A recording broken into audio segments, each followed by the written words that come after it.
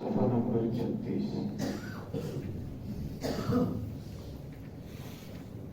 پارہ نمبر 2 پارے کے دوسرے رکوع کی آخری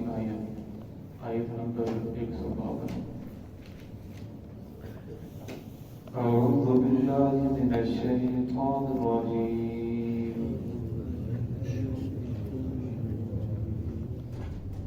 بسم اللہ الرحمن الرحیم فاذکرونی اذکرکم واشکروا لی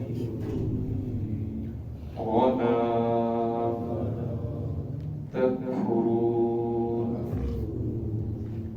یا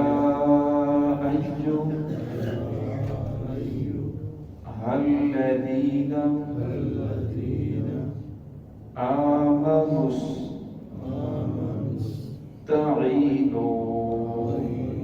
استعینوا بالصبر والصلاة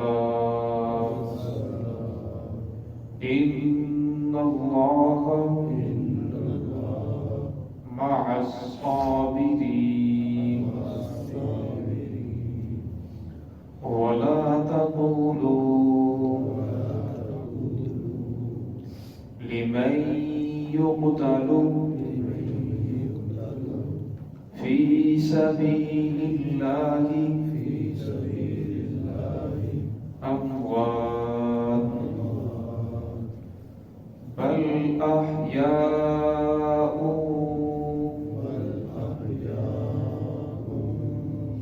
ولكن لا تشعرون بسم اللہ الرحمن الرحیم فاذکرونی اذکرکم واشکرونی ولا تکفرون یا ایہا الذین آمنوا استعینوا بالصبر والصلاة ان اللہ مع الصابرین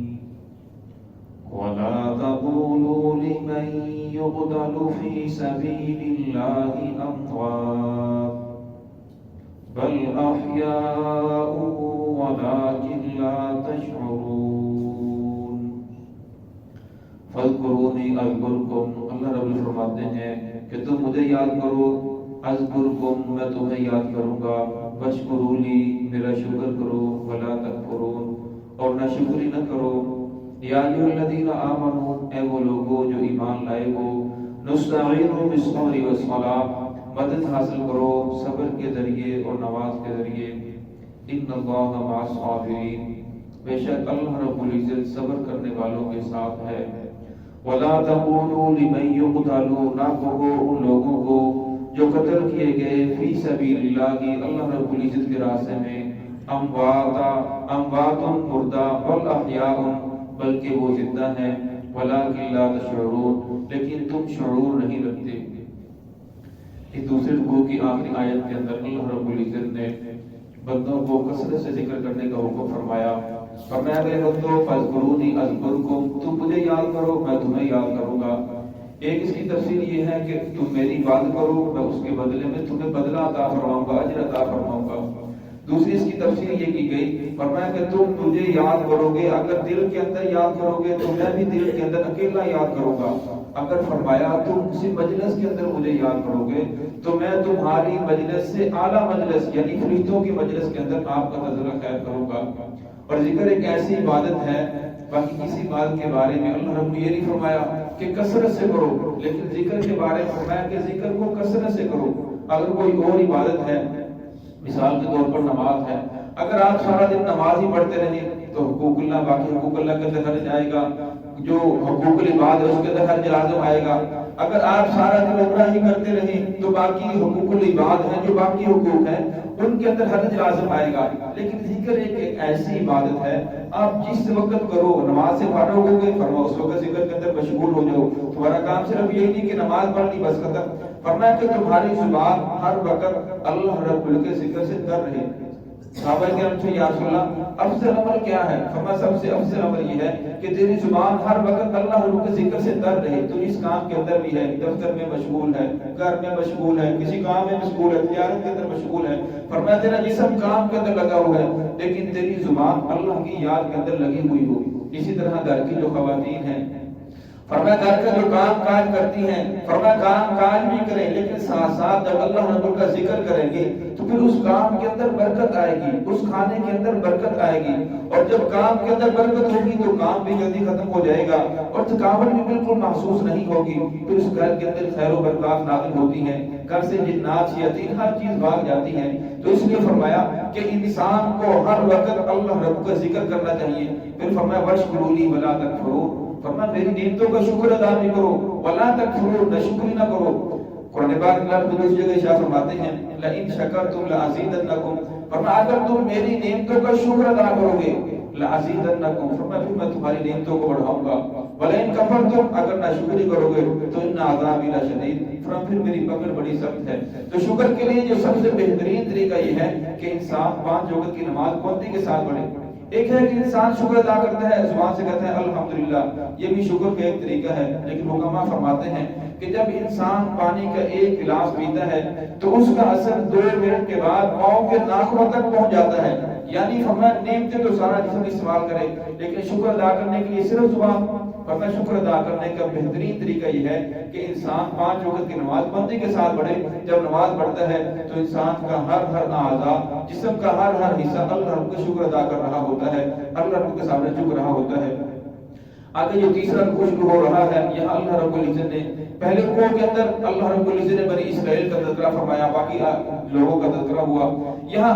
ایمان والوں کو پکارا جا رہا ہے یا ایھا الذین آمنوا، قرآن پاک کے اندر 88 مقام پر اللہ رب العزت نے ایمان والوں کو پکارا، یا ایھا الذین آمنوا، یا ایھا الذین آمنوا کہہ کر پکارا، اور پھر آگے فرمایا کہ جس طرح گزشتہ آیات کے اندر گزرا کہ تحویل قبلہ ہوا، پہلے جو قبلہ بیت المقدس تھا پھر بیت اللہ ہو گیا، تو فرمایا پہلے جو میں نے امامت عطا فرمائی تھی، نبوت عطا فرمائی تھی، یہ بنی اسرائیل کے اندر چل رہی تھی، اور اب میں نے نبوت پھر ان کی نافرمانیوں کی وجہ سے، ان کی ہٹ دھرمی کی وجہ سے، ان کے ضد اور اناد کی وجہ سے میں نے نبوت امامت کو ان سے ختم کر دیا، اب میں نے نبوت کا تاج تمہارے سر کے اوپر رکھ دیا ہے، امامت میں نے تمہیں عطا فرما دی ہے۔ تو فرمایا اب تمہیں کوئی پھولوں کی سیج پیش نہیں کرے گا، فرمایا کہ جب اس امامت کے فرائض کو ادا کرو گے، تبلیغ کرو گے، لوگوں کو حق کی طرف بلاؤ گے، پھر فرمایا تمہیں کوئی پھولوں کی سیج نہیں پیش کرے گا، پھر تمہیں مسائل بھی آئیں گی، پریشانیاں بھی آئیں گی، فرمایا پھر ان پریشانیوں کے اوپر تم نے صبر کرنا ہے، اور صبر فرمایا صبر کے ذریعے اور نماز کے ذریعے جب تم اللہ رب کی مدد حاصل کرو گے، ان اللہ مع الصابرین، اللہ رب فرماتے ہیں کہ پھر میں صبر کرنے والوں کے ساتھ ہوں، میری مدد میرے ساتھ ہے، وقال اللہ انی معکم، فرمایا تم جہاں بھی ہوگے میں تمہارے ساتھ ہوں، ان اللہ معنا۔ حضرت حضور صلی اللہ علیہ وسلم نے فرمایا تھا جس وقت غار ثور کے اندر حضرت ابوبکر صدیق رضی اللہ عنہ نے فرمایا یا رسول اللہ دشمن تو سامنے آ چکا ہے، فرمایا ان اللہ معنا، خوف نہ کر، غم نہ کر، اللہ ہمارے ساتھ ہے، جب اللہ ہمارے ساتھ ہے تو پھر ہمیں کسی چیز کی کیا پریشانی۔ تو فرمایا جب تم ان مسائل کے اندر جکڑ جاؤ تو فرمایا پھر صبر کرو، پھر صبر کے ذریعے جب اللہ رب کی مدد حاصل کرو گے تو اللہ رب کی مدد تمہارے ساتھ شامل حال ہو جائے گی۔ پھر صحابہ کرام کو اس کے اوپر اتنی زیادہ مصیبتیں آئیں، حضرت خباب رضی اللہ تعالیٰ، حضرت عمر رضی اللہ تعالیٰ اپنے زمانے کے اندر ان کی کمر سے جب کپڑا ہٹا کر دیکھا تو گڑے پڑے ہوئے تھے، فرمایا خباب ایسی کمر، میں تو ایسی کمر کسی کی نہیں دیکھی۔ تو فرمایا کہ میرے خون اور چربی سے وہ انگارے جو تھے وہ ختم ہوتے تھے، ان کی جو تپش ختم ہوتی تھی، تو فرمایا مجھے انگاروں کا لٹایا جاتا۔ حضرت بلال رضی اللہ عنہ کو کتنی تکلیفیں مصیبتیں آئیں، تو فرمایا اب محمد رسول اللہ صلی اللہ علیہ وسلم کے دنیا سے چلے جانے کے بعد اب یہ نبوت والا کام اللہ نے اس امت کی ذمہ داری ہے کہ یہ خود بھی نیک اعمال کرے، دوسروں کو بھی نیکی کے لیے کہے، خود برائی سے بچے، دوسرے مسلمان بھائیوں کی فکر کرے۔ فرمایا اب تم درمیان کے اندر لکھو، واسطہ ہو کہ تم نے رسول اللہ صلی اللہ علیہ وسلم کا پیغام آخری امتی تک پہنچانا ہے۔ اب قیامت رسول صلی اللہ علیہ وسلم تو دنیا سے چلے گئے، نبوت ختم ہو گئی، آپ صلی اللہ علیہ وسلم خاتم النبیین ہیں، لیکن انسانی تو قیامت تک آئے گی، فرمایا اس کی فکر کس نے کرنی ہے؟ فرمایا اس کی فکر آپ نے کرنی ہے، اور فرمایا جب فکر کرو گے پھر اس کے اوپر مسائل بھی آئیں گے۔ ویسے بھی دنیا عالم اسباب ہے، دنیا کے اندر انسان کو پریشانی بھی آتی ہے، غم بھی آتے ہیں، راحت و آرام بھی حاصل ہوتی ہے، اور اسی طرح مالداری بھی آتی ہے، نوکری بھی آ جاتی ہے، فقیری بھی آ جاتی ہے، زندگی بھی ہے، موت بھی ہے۔ فرمایا اس عالم اسباب کے اندر جب تمہیں کوئی بھی مصیبت پریشانی آ جائے، اللہ رب نے مال و دولت عطا فرما دیا، فراوانی آ گئی، فرمایا پھر بھی اللہ رب العزت کی نافرمانی نہ کرو، حد سے تجاوز نہ کرو۔ فرمایا اگر پریشانی آ گئی، مصیبت کے اندر پھنس گئے، اور فرمایا پھر بھی جزا فضا نہ کرو، اللہ رب العزت اور اس کے رسول کے دامن کو چھوڑ کر کسی اور کے سامنے سجدہ ریز نہ ہو جاؤ، اللہ رب کا شریک کسی کو نہ ٹھہرا دو، فرمایا پھر بھی صبر کرو، ان اللہ مع الصابرین، اللہ رب صبر کرنے والوں کے ساتھ ہے۔ اس وقت موسیٰ علیہ السلام اپنی قوم کو لے کر آگے چلے تو آگے دیکھا سمندر ہے، پیچھے فرعون ہے، قوم کہنے لگی اے موسیٰ تو نے تو ہمیں مروا دیا۔ موسیٰ علیہ السلام فرمایا انما یہ ربی سیہدین، اللہ رب العزت کی مدد میرے ساتھ ہے، آپ پریشان کیوں ہو رہے ہو، اور اللہ رب العزت میرے ساتھ ہے، ہماری رہنمائی فرمائے گا۔ پھر اللہ رب العزت رہنمائی بھی فرمائی، فرمایا جب بھی انسان کو کوئی بھی پریشانی آ جائے اللہ رب کا دامن نہیں چھوڑنا چاہیے، جب اللہ رب کا دامن نہیں چھوڑے گا پھر اللہ رب العزت ہر اس پریشانی سے نکلنے کا کوئی نہ کوئی ذریعہ بنا دیتے ہیں۔ تو آگے اللہ رب نے فرمایا ولا تقولوا لمن يقتل في سبيل الله اموات بل احياء ولكن لا تشعرون، اور فرمایا وہ لوگ جو اللہ رب کے راستے کے اندر قتل کیے گئے، جو اللہ رب کے راستے کے اندر شہید ہو گئے، سر تن سے جدا ہو گیا، ہمیں نظر آ رہا ہے تو یہ آدمی تو بالکل قتل ہو چکا ہے، یہ آدمی اللہ رب مت نہیں، بل احیاء